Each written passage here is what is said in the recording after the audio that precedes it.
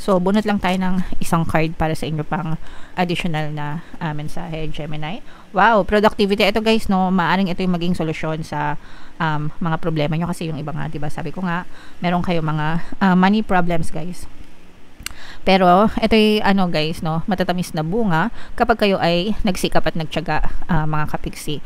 So definitely guys, kapag nagsikap or masipag kayo sa buhay nyo, nagtiyaga kayo, nagdasal kayo guys, tapos sabayan nyo ng positibong mental diet,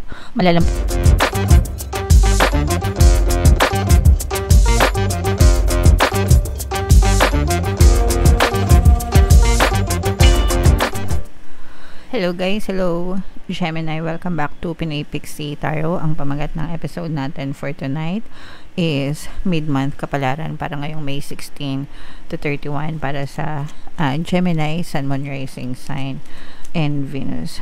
So, unahin natin itong deck na to mga kapiksi. Tingnan natin yung mga mensahe sa inyo or yung mga paparating sa inyo ngayong May 16 to 31. And guys, sa mga naghahanap ng mga pampaswerte na lucky charms or bracelet or crystals guys, may mga products tayo sa description box nitong video. Punta lang kayo doon mga kapiksi and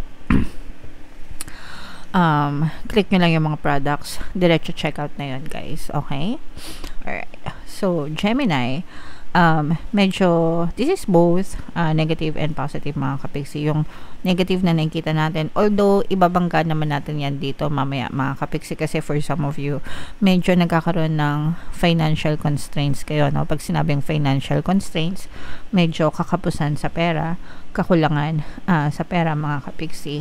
For some of you, nagkakaroon kayo ng difficulty sa pagbabudget ng pera nyo. Pwedeng meron naman kayong source of income, may pumapasok naman na pera sa inyo, pero yung iba sa inyo parang dumadaan lang, no? Lumilipas lang sa palad, dumadaan lang sa palad yung inyong kaperahan guys, no? So ganun yung nakikita natin na parang pinagdadaanan nyo pagdating sa finances. Yung iba din guys, parang nahihirapan din kayo na manghiram ng pera sa ibang tao. Let's say for example, kailangan nyo mangutang, ganyan. Parang medyo meron na rin kayong history siguro na baka nakahiram kayo tapos nahirapan kayong makabayad. Kaya siguro yung ibang inuutangan nyo or hinihiraman nyo, parang nadadala na sila mga kapiksi na magpahiram ng pera sa inyo guys. Pero okay lang yan mga kapiksi, malalampasan nyo rin yan. Okay, ibabangga natin yan dito mamaya. Titingnan natin kung talagang may financial problems or may mga solution sa mga money problems nyo. For some of you naman, this is a very positive energy kasi ibig sabihin nito guys, naka-move on na kayo sa buhay nyo. Okay, kung ano man yung mga naging problema nyo in the past, yung mga struggles nyo, yung mga challenges nyo mga kapiksi. Excuse me guys, lalo na kung merong nanakit sa inyo or nagpahirap sa inyo guys, nakikita natin na unti-unti na kayong nakaka-move on, nakakalayo na kayo sa mga ganong sitwasyon ng buhay mga kapiksi. Okay, and syempre kapag ganyan, looking forward tayo sa, alam nyo na, panibagong buhay, panibagong chapter na pwedeng dumating sa inyo. Okay? So, itong moving on na to guys, na energy yan, i-mind nyo yan sa comment section. And again, tingnan natin kung anong ganap, no? Shuffle natin to guys. Habang sinushuffle natin to, panoorin nyo muna yung video natin regarding sa ating paano mag-manifest ng abundance video course. Kapiksi, sawa ka na ba sa mga struggles at hirap sa buhay mo? Masipag ka ba at masikap sa buhay ngunit hindi ka pa rin umaasenso? Ilang beses ka na bang nag-attempt magnegosyo at mag-invest pero palagi ka pa rin nalulugi? Sa pagkakataon na ito ay maaaring may subconscious beliefs ka na nagiging balakid sa iyong pag-unlad at pagyaman. Introducing, paano mag-manifest ng abundance video course. Dito ay matututunan mong ma-overcome ang mga balakid mo para tuluyan ka ng umunlad, umasenso, sumagana, maging matagumpay, successful at maswerte sa iyong kabuhayan, pera, trabaho, negosyo, salapi at kaperahan ng bonggang-bongga. Dali, mag-send na ng email sa pinoypixie@gmail.com at simulan na ang iyong pagyaman ngayon. Alright, so sa lahat ng gusto mag-avail ng course guys, naka-flash sa screen nyo. Una, meron tayong paano mag-manifest ng abundance video course. Meron din tayong paano mawala ang third party at magkaroon ng harmonious na relationship. And meron din tayong paano pabalikin si ex, revise breakup. So sa mga interesado guys, mag-send lang kayo ng email sa pinaypixitarot@gmail.com. So, Gemini guys, kayo ay represent ng Queen of Swords sa ating spread. Latag natin yung spread nyo, mga kapixie. And again guys, no, sa mga interesado mag-avail ng mga pampaswerte na Lucky Charms or bracelet, may mga products tayo guys sa description box itong video.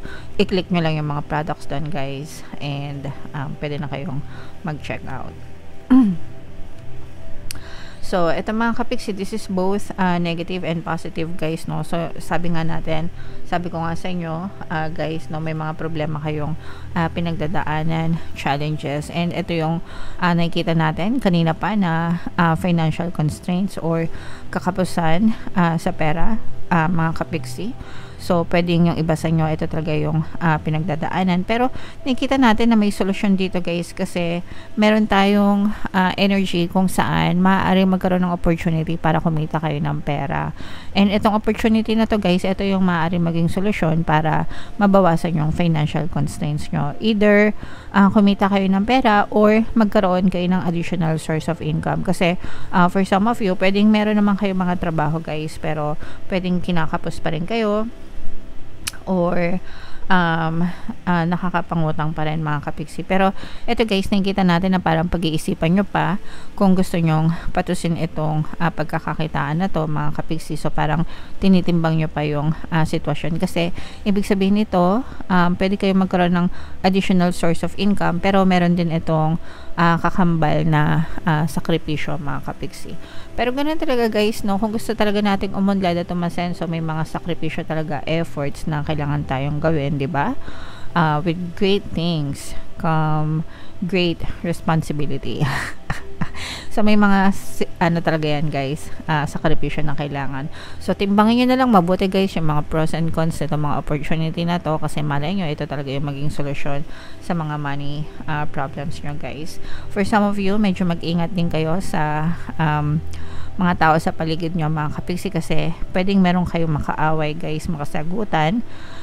Especially kung ibang lahi mga kapixie, no? Let's say for example, baka nasa ibang bansa kayo, baka meron kayong baka mabiktima kayo ng pambubuli like yung mga racism ganyan or makaaway, makasagutan na ibang lahi ganyan. So you always have to choose your peace of mind mga kapixie. Hindi, sometimes kahit tama tayo, hindi naman natin kailangan na ipangalandakan na tama tayo, no? There are times na we just have to walk away para sa ating peace of mind mga kapixie. Okay? So, yeah. And for some of you naman, mga kapixie, ito naman may mga parang mga mini manifestations din kayo na maaaring ma-experience guys, no? So hindi naman lahat is puro negative mga kapixie kasi ito parang tutulungan din kayo ng universe para maka-cope up sa mga challenges nyo and mga problema nyo mga kapixie, and may mga maliliit na blessings din na pwede kayong ma-experience guys. So ito syempre kailangan nyo magpasalamat guys, no? The more na nagpapasalamat kayo, the more na mahatak nyo yung mga blessings sa buhay nyo mga kapixie, okay? And you have to parang wag na kayong pumunta sa danger guys, no? Kasi yung iba parang nararamdaman ko na medyo mapusok mga kapixie. Ibig sabihin, alam nyo ba yung mga gamo-gamo, diba? Sabi nila yung mga gamo-gamo nasisilaw sila sa mga liwanag ng mga kandila, diba? Na curious, no? And kapag pumunta sila dun sa apoy, syempre mamamatay sila. So parang ganun kayo mga kapixie, parang out of curiosity gumagawa kayo ng mga bagay or mga desisyon na maaring makasama sa inyo. So mag-ingat kayo guys, pag-isipan nyo mabuti yung mga ginagawa nyo, okay? So what else guys, tingnan pa natin yung mga maaring maganap sa inyo mga kapixie. So ito guys, nakikita natin na maaaring may magbalik from your past. Pwedeng ex-lover ito mga kapixie. and maaari itong makipagbalikan sa inyo. Yes, literal na makipagbalikan. Pero itong person na to, parang renewed person na siya. Ibig sabihin, nagbago siya, mga kapiksi. So, this may be an ex-lover, a past lover, mga kapiksi na pwedeng mag-reconnect sa inyo. Kasi itong person na to, palagi kang naiisip na to, especially guys, kung palagi kayo nakikinig ng ating pambalisa subliminal and na-miss kayo nitong person na to and gusto nitong person na to na magsimula ulit kayo. Pero ikaw yung nagdadalawang isip, mga kapiksi. Abay, natural lang. Natural lang na magdalawang isip ka, especially kung merong ginawang hindi maganda sa'yo itong person na to. Pero ang nararamdaman natin dito is pag bumalik itong person na to, bagong person na siya, kumbaga bagong version na siya, hindi na siya yung dati na nanakit sa'yo or gusto niyang ayusin actually yung inyong past, mga kapiksi. So, syempre guys, depende yan sa inyo kung gusto niyo silang tanggapin, 'di ba, or hindi. Pero tanggapin niyo man or hindi guys, mas maganda na patawarin niyo sila para makalaya kayo sa mga negative na emotions, mga kapiksi. Okay? So, yeah, yan yung mga magagandang nakita natin guys, itong mga bagong opportunity sa kaperahan, itong mga small manifestations guys, at saka itong mga reconciliation, pagbabalik, no? I-main-main nyo na yan sa comment section, mga kapiksi.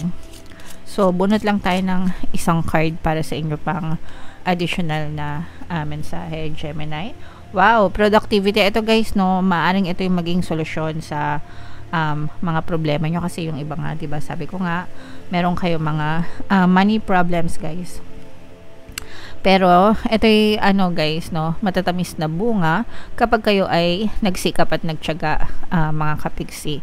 So, definitely guys, kapag nagsikap or masipag kayo sa buhay nyo, nagtiyaga kayo, nagdasal kayo guys, tapos sabayan nyo ng positibong mental diet, malalampasan nyo talaga itong mga financial constraints na to or mga problema sa kaperahan, mga kapiksi. So, syempre, itong kasipagan, wala namang gagawa nito kundi kayo din, no? Dapat alam nyo yun, kahit ano pang na-experience nyo na problema sa buhay nyo, basta magtuloy-tuloy lang kayo, sikap at tiyaga, guys. Sakripisyo, konting sakripisyo lang, konting kembot lang, mga kapiksi, malalampasan nyo din yung mga problema nyo guys. Okay, so i-mind nyo na itong mga solusyon na to, mga matatamis na bunga na to guys, may experience nyo din yan, basta tiyaga lang, Gemini. Okay, alright, so comment down below, Gemini, if feeling nyo naka-resonate kayo dyan. And for more tarot readings, mga kapiksi, ito yung playlist nyo. Ito naman yung ating success stories ng paano mag-manifest ng abundance video course. Click here to subscribe guys. Ito yung ating mga pampaswerte subliminals. Thank you for liking, sharing, and subscribing. See you again next time. I love you all, mga kapiksi. Have a nice day. Bye-bye.